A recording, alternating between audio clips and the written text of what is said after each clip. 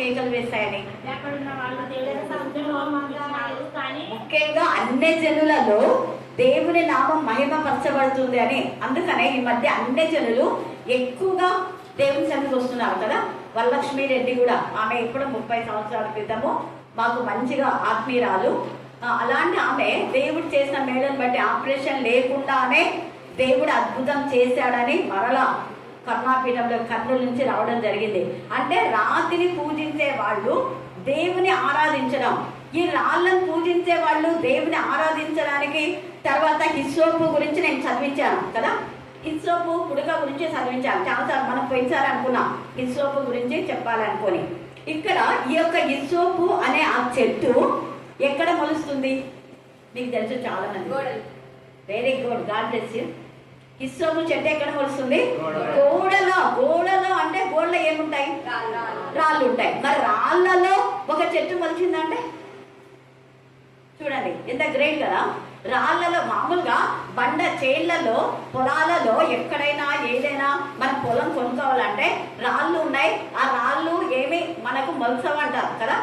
కానీ రాళ్ళు ఉన్నటువంటి ఈ రాళ్లలోనే ఆ చెట్టు మొలిచిందంట. మొలవడానికి దేవుడు కావాలని దాన్ని మొలిపించాడు. ఎందుకు అంటే ఈ యొక్క మాంసపు హృదయంలో ఉన్నటువంటి ఇశ్రాయేలులు ముఖంతం లాంటి హృదయంతో మేలు చేసినా కూడా కీడు చేసే రకంలో ఉన్నారు.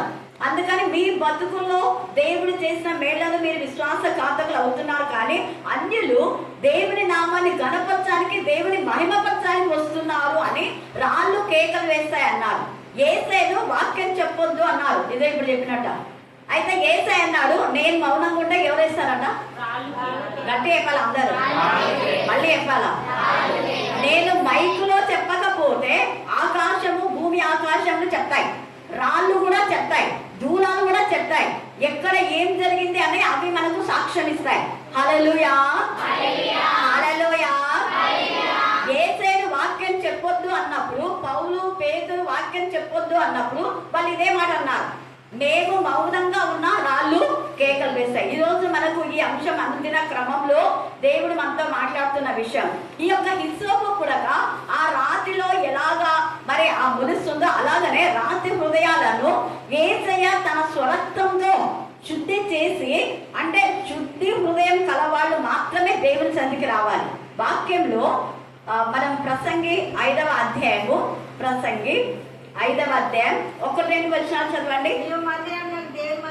నువ్వు దేవుని మందిరానికి, దేవుని మందిరం అని మనం ఏదైనా అనుకుంటే ఆ మందిరానికి పోయేటప్పుడు మన ప్రవర్తన సరి చేసుకొని పోవాలి, సరి చేసుకోకుండా కాదు. వాక్యము ఇది వాక్యం చెప్తుంది, నేను కాదు చెప్పేది. నేను రాసినానా బైబిల్? వాక్యమే కదా. వాక్యములో మన ప్రవర్తన సరి చేసుకొని, సుంకరి అనేవాడు బయట ఉండి ప్రభువా నేను ఘోర పాపిని అని తల ఎత్తుటకైనను ఆయనకు మరి ధైర్యం లేక తల వంచుకొని దించుకొని మరి ఎంతగానో ప్రార్థన చేశారు. అది దేవుడు విన్నాడు ఆ ప్రార్థన. కారణం ఏంటి అంటే తప్పిదాలు ఒప్పుకోవాలి, కప్పుకోవడం కాదు.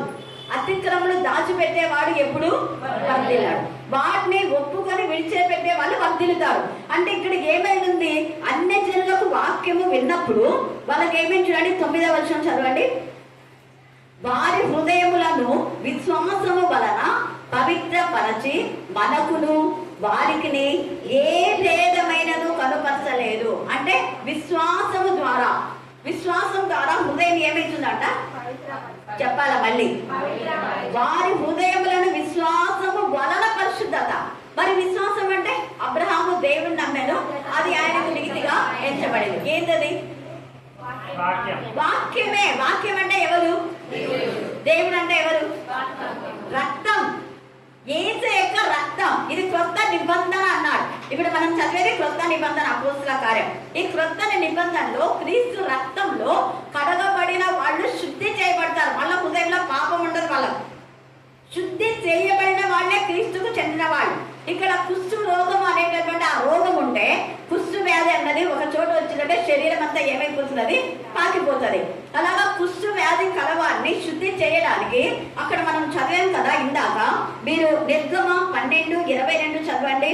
తర్వాత లేవియా కాండం 14:6-9, 22 దాకా కూడా మీరు చదవచ్చు. తర్వాత హెబ్రీయులకు రాసిన పత్రిక మనం చూస్తే అక్కడ కూడా 9:13 ఉంది. ఇప్పుడు యోహాను సువార్త 19:29 చదివిన ఈ లేఖ భాగాలన్నీ మనం చెప్పేది అంటే హిస్సోపు యొక్క చెట్టు కొమ్మ, ఆ హిస్సోపు పొడకలో ముంచి అంట. చూసారా? దేవదారు కర్ర రక్తవర్ణపు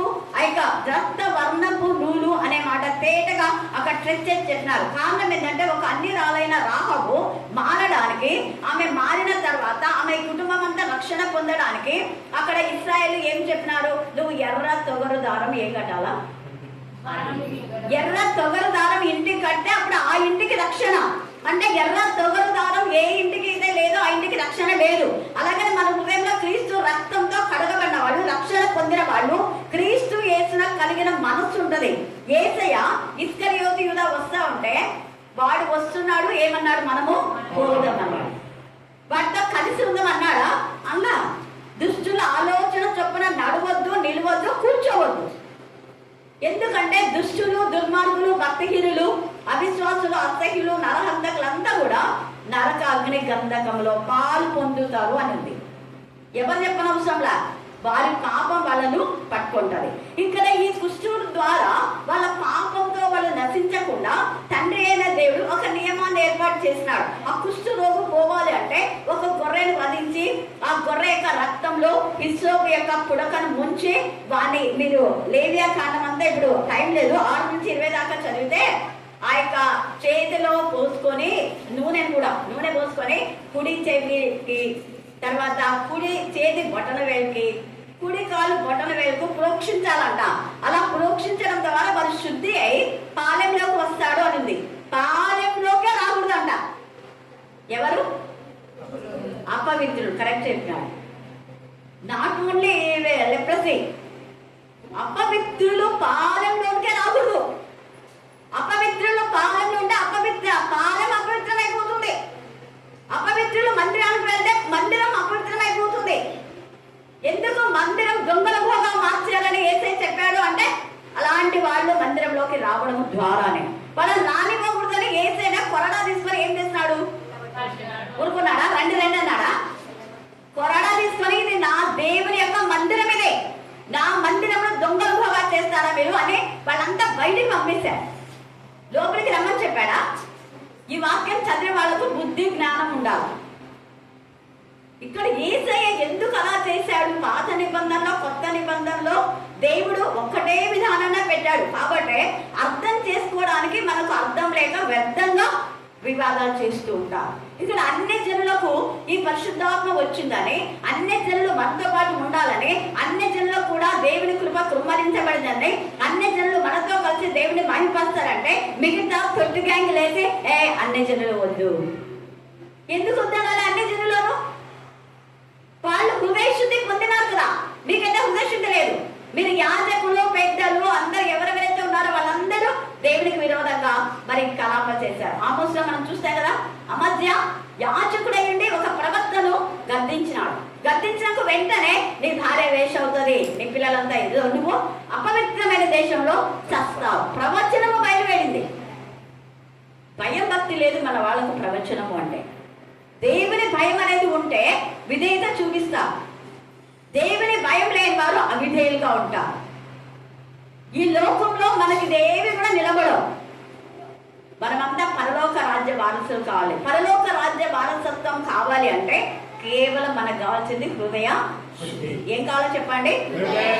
మళ్ళీ చెప్పాలి. హృదయ శుద్ధి గలవారు మాత్రమే ధన్యులు అన్నాడు. ఇంకా మిగతా ఏం కాదు. అందుకనే మీరు మళ్ళీ హిస్సోపు పుడక గురించి బాగా ధ్యానం చేయండి. చాలా చాలా విషయాలు ఉన్నాయి. యేసయ్య దాహం కొన్నప్పుడు కూడా ఊరికే వేరే దేనితోనైనా ఆయన దాహం తీర్చొచ్చు కదా. మరి ఏమి ఇచ్చినారు? హిస్సోపు పుడకలో ముంచి. ఏం గ్లాస్ అని ఇట్లా బట్టి తాపొచ్చు? లేదు. వేరే ఏదైనా కర్ర తీసుకోవచ్చు? లేదు. ఇది కూడా తీసుకోవచ్చు. అవి కూడా బాగా పీలుస్తాయి నీటిని. ఏదంటే మొక్కజొన్న కంకులు ఉంటాయి కదా, అవి కూడా పీలుస్తాయి. కానీ హిస్సోపుని తీసుకున్నాం.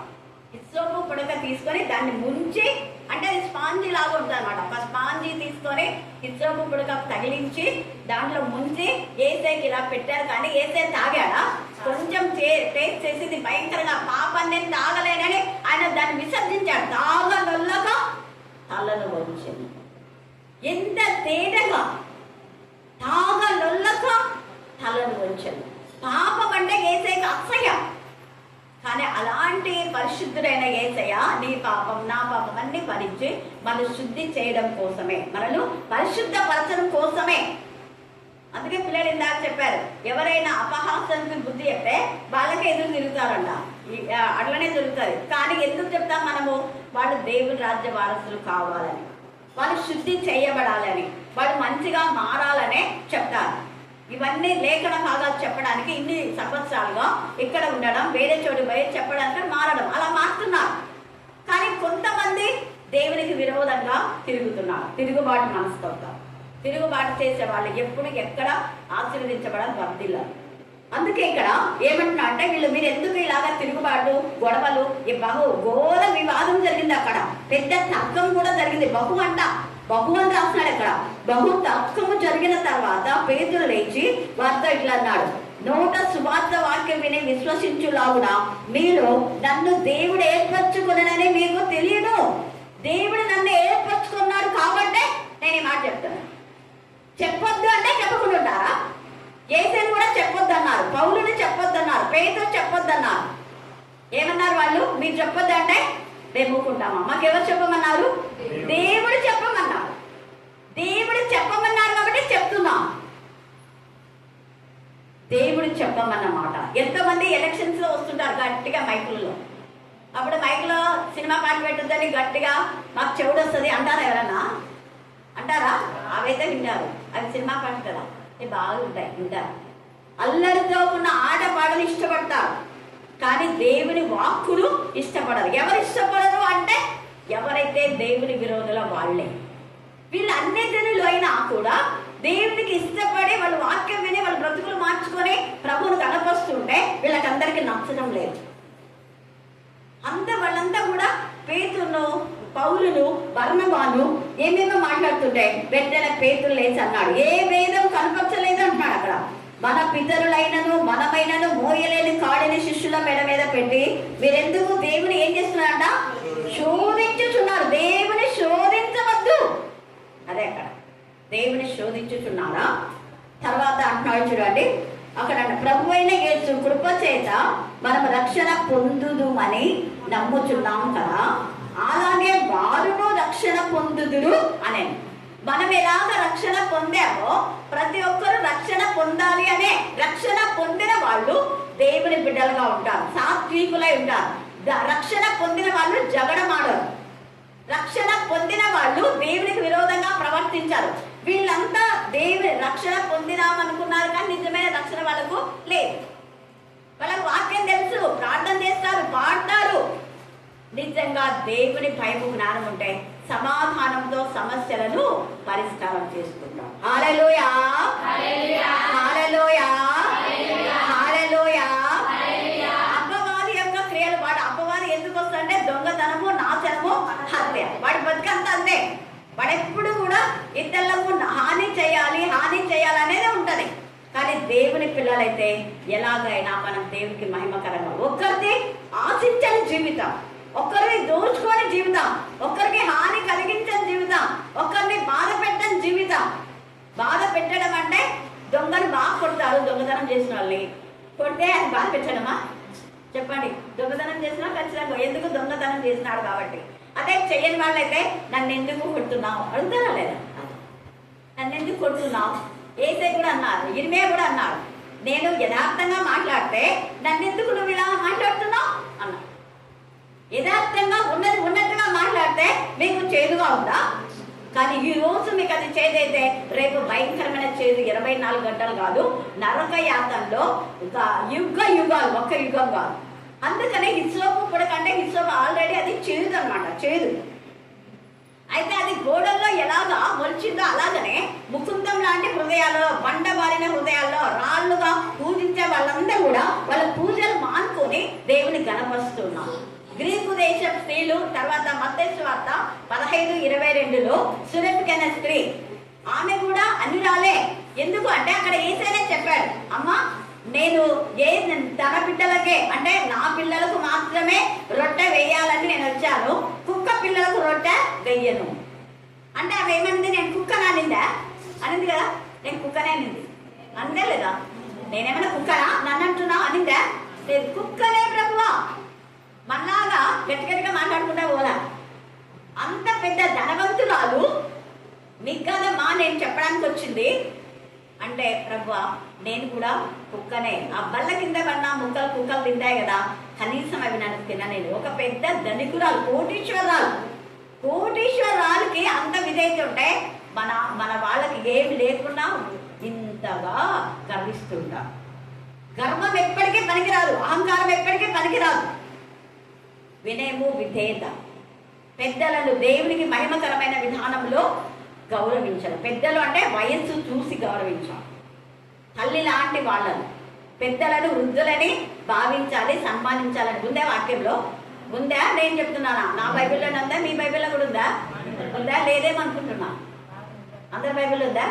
గట్టిగా అర్థం హల్లెలూయా, హల్లెలూయా, హల్లెలూయా, హల్లెలూయా. వాక్యము లేనిది చెప్పినప్పుడు ఏమైనా మాట్లాడాలి. వయస్సును బట్టి మనం గౌరవించాలి. ఇక్కడ అలాగనే పెద్దడైనటువంటి పేతులు లేచి మాట్లాడుతున్నాడు. ఇంతవరకు వీళ్ళు యూత్ కదా, పౌలు బర్నబా యూత్ కాబట్టి వాళ్ళతో పెద్ద వివాదాలు చేస్తున్నారు. ఇప్పుడు పెద్దనైనా నేను చెప్తున్నానని పేతులు లేచి మాట్లాడుతున్నాం. ఎంత చక్కగా అన్నాడు, పెద్దలను ఈ సంగతి విని. ఎక్కడ 6వ వచనంలో, అప్పుడు అపోస్తలులను పెద్దలను ఈ సంగతిని గూర్చి ఆలోచించుటకు కూడి వచ్చిరి. బహు తర్కము జరిగిన తర్వాత పేతురు లేచి వారితో అన్నాడు. పేతురు పెద్దవాడు, వయసులో పెద్దవాడు కాబట్టి చెప్తున్నాడు, అమ్మా ఆ యూత్ చెప్పింది కరెక్టే, వాళ్ళు దేవుని వాక్యాన్ని బట్టి చెప్పారు, మీరెందుకు వాళ్ళతో వాదిస్తున్నారు అని పేతురు లేచి తేటగా చెప్పాడు. అంటే ఈ యొక్క ఇస్రాయేలు యొక్క ఈ చెట్టు గోడల్లో ఎలాగో మొలుస్తుందో అన్ని జనులలో బండబారిన హృదయాలలో యేసయ్య వికసిస్తుంది వాక్యము అని. ఈ వాక్యము ద్వారా శుద్ధి చేస్తాడని, బండ లాంటి పాపాన్ని కూడా ఆయన ఛేదిస్తాడండి. ఎందుకంటే ఆయన వాక్యము బండను బద్దలు చేయు శుద్ధిగా, కఠినపరుచుకున్న హృదయాలను శుద్ధి చేసేది ఈ వాక్యం. ఈ వాక్యము చాగలివాని సబ్బు వంటిది, అంటే శుభ్రం చేసేది. సబ్బు ఏం చేస్తాం మనం? బట్టలు ఉతుకుతాం కదా, అలాగా హృదయాలను ఉతికేది ఈ వాక్యం. ఈ వాక్యం శుద్ధి చేసేది అని ఆ యొక్క హిస్సోపు గోడల్లో ఆ మొక్క మాత్రమే, కొన్ని ఇంకా ఏమైనా మొలచొచ్చు మేబీ, కానీ ఇది గోడల్లో ప్రత్యేకంగా మొలిచేటువంటి మొక్క అని చెప్తా ఉన్నాడు. ఇదే మొక్కతో ఆ గోడల్లో మొలిచే మొక్కను తీసుకొని ఆ యొక్క గొర్రె పిల్ల రక్తంలో నూనెలో ముంచి కుడి చేతిలో నూనె వేసుకొని లేదా ఎడమ చేతిలో నూనె వేసుకొని ఆ కుంచెను తీసుకొని కుడి చెవి మీద, కుడి చేతి బొటన వేలి మీద, కుడి కాలి బొటన వేలి మీద చమరాలంట. అప్పుడు వాడు పరిశుద్ధుడు. అంతవరకు వారు పరిశుద్ధి లేదు. అలా చేసిన తర్వాత కూడా 7 రోజులు వాళ్ళు పాలెం వెడపటనే ఉండాలి. వాడు 7 రోజులు అయిన తర్వాత 8వ రోజు పరిశుద్ధులై వారు పాలెంలోనికి రావాలా. అంతవరకు పాలెంలో కూడా రాకూడదు. ఒకవేళ పాలెంలోకి వస్తే కూడా పాలెం అపవిత్రమైపోతుంది. దేశం అపవిత్రమైన దేశంలో నువ్వు చచ్చు అని అమధ్య చెప్పారు కదా. మళ్ళీ అమధ్య అపవిత్రమైన దేశం అంటే ఆ దేశంలో ఎవరుంటారు? అపవిత్రులు. అపవిత్రులు అంటే దేశం అపవిత్రమైపోతుంది. సంఘం ఎందుకు అలా మారిపోతుందంటే అలాంటి వ్యక్తులు ఉండడం బట్టి సంఘం అలా మారిపోతుంది. అందుకే ఇక్కడ అంటున్నాడు కదా, పరిశుద్ధ ఆత్మదేవుడు యేసయ్యకు రోషం వచ్చింది. నా మందిరం ఇది, ప్రార్థనా మందిరం. అనేక మంది అన్ని జనులు మారి ఇక్కడికి వస్తారు. మారిన వాళ్ళు కాదు, మారిన వాళ్ళు నా సన్నిధిలో నన్ను ఘనపరచాలి. మారిన వాళ్ళు నా సన్నిధిలో దేవుని మహిమపరచాలి. దేవుని మహిమపరిచే విధానంలో మనం ఉన్నామా? మనం కూడా దీని అర్థం ఏంటంటే, ఒక్క చెట్టు అయినా ఇస్రోపు పడకనే గోడ లోపలికి వెళ్ళి మొలచాలి అని ఆశ పడినప్పుడు బండ లాంటి హృదయాలతో మనం కూడా వాక్యం చెప్పాలి. భయపడకూడదు. పేతురు, పౌలు రాజులకు ఎవరికంటే వాళ్ళకి చెప్పారు, బుద్ధి చెప్పారు. మళ్ళీ ఏమంటే ఎందుకు చెప్పాలి అని ఉంటున్నాం, ఎవరికి వాళ్ళు ఎందుకు చెప్పాలి అన్నదికే ఇలా తయారవుతున్నాయి. వీళ్ళు చేసే తప్పు అని తప్పు చేసే వాళ్ళకు చెప్పాలి. సమస్యలు పంచుకోవడానికి చాలా మార్గాలు ఉన్నాయి. చెడు మార్గంలో కాదు వెళ్ళాల్సింది, మంచి మార్గంలో, నీతి మార్గంలో, సత్య మార్గంలో, జీవ మార్గంలో, దేవునికి ఇష్టమైన మార్గంలో, దేవునికి మహిమకరమైన మార్గంలో మనం వెళ్ళాలి. ఈ హిస్సోపు పొడక మనకు, ఈ హిస్సోపు చెట్టు ఈ రాత్రి నీతో నాతో మాట్లాడుతుంది. మన చుట్టుపక్కల ఎంతో మంది కఠిన హృదయాలు, పాపంలో కఠినం చేయమన్నవాడు, దేవునికి విరోధమైనటువంటి అబద్ధములు, దేవునికి విరోధమైన కల్పన కథలు, కల్పన వాక్యాలు, ఇంకా ఏమేమో చేస్తున్నారు. అలాంటి వాళ్లకు మనం ఈ వాక్యం చెప్పాలి, చెప్పి వారిని మార్చగలగాలి. ఇక్కడ బండ లోపలికి వెళ్ళింది. అందుకనే ఆ పావురముల గురించి కూడా, నా పావురము నా నిష్కలంకురాలు ఎంతమంది అంట? ఒక్కటే, అంటే పరిశుద్ధత అని. అందరైనా కూడా ఒక్కటే ఆత్మ, ఏకాత్మ, ఏక మనసు, ఏక భావం ఉండాలి, విభేదాలు కాదు. ఒక్కటే ఆత్మ, ఏకాత్మ, ఏక మనసు, ఏక భావంతో ఉన్నప్పుడు దేవుడు ఆ ప్రార్థన ఆయన అంగీకరిస్తాడు. యేసయ్య అక్కడ అందరూ కూడా 23 మత్తయి సువార్తలో అయ్యో వేషధారులైన శాస్త్రులారా పరిచయులారా అని ముఖాన్ని అన్నాడా, లేకపోతే దాపున చాటున అన్నాడా? చెప్పాలా గట్టిగా, మళ్ళీ చెప్పాలా? ఆయన స్వరం ఈ మైక్ కంటే ఎక్కువ. వాళ్ళు ఎక్కడో దూరం ఉండింటారు, అంత దూరం ఉన్నా మాట్లాడింటారు. 5,000 మంది పురుషులు, స్త్రీలు, పిల్లలు కలిసి దాదాపు 30,000 మందికి అప్పుడు మైక్ లేదు. అంటే ఆయన స్వరము అంతగా వినపడింది, ఆయన స్వరం అంతగా వినపడింది, అంతగా ముఖాననే వాళ్ళ యొక్క చెడును ఖండించాడు. యేసయ్య ఎవరికి భయపడలేదు. మంచిని చేయాలని దేవుని పిల్లలు కోరుతారు. మంచి మార్గంలో వెళితే రేపు మీకు మంచి జరుగుతుంది. చెడు మార్గంలో వెళితే ఆ తదనంతరం భయంకరమైన ఉగ్రత నుంచి తప్పించబడాలి అనుకోవడం కోసమే యేసయ్య యొక్క రక్తం. అక్కడ అపవిత్రత నుంచి అపరాధ పరిహార బలి, దహన బలి, నైవేద్య బలి, సమాధాన బలి, ఇవన్నీ కూడా 5 బలులు అర్పిస్తారు. ఆ బలులు అర్పించడానికి కారణం వాళ్ళు శుద్ధీకరణ పొంది పాలెంలోకి రావడం కోసం, శుద్ధి పొంది దేవుని మందిరంలోకి రావడం కోసం. దేవుని మందిరంలోకి రాకముందే వాళ్ళు బలి అర్పణ అక్కడ బయట అర్పించాలి. బలి అర్పణ అర్పించిన తర్వాత యాజకుడు వారి పక్షంగా ప్రార్థన చేస్తే అప్పుడు వాళ్ళు శుద్ధి అయిపోతారు. అయితే ఈ కాలమందు యేసయ్య తన స్వరక్తం ఇచ్చి మళ్ళీ కన్నాడు, కొన్నాడు మనం ఆయన పిల్లలు. ఆయన రక్తంలో కడగబడి కొనబడినాం, శుద్ధి చేయబడినాం. కాబట్టి రాళ్ళు కేకలు వేస్తాయి అన్న విధానంలో మనం అనేక మంది అన్యజనులకు ప్రభువును ప్రకటించి బండలాంటి హృదయాలను దేవుని వైపు మరల్చే వారంగా మనం ఉండాలి. పౌల్లాగా, బర్నబాలాగా, పేతురులాగా ధైర్యంగా ప్రభువును ప్రకటించే వారంగా ఉండాలి. దేవుడు ఈ లేఖన భాగాన్ని దీవించి ఆశీర్వదించుగాక. ఆమేన్, ఆమేన్, ఆమేన్. ఈ సమయం ప్రార్థన.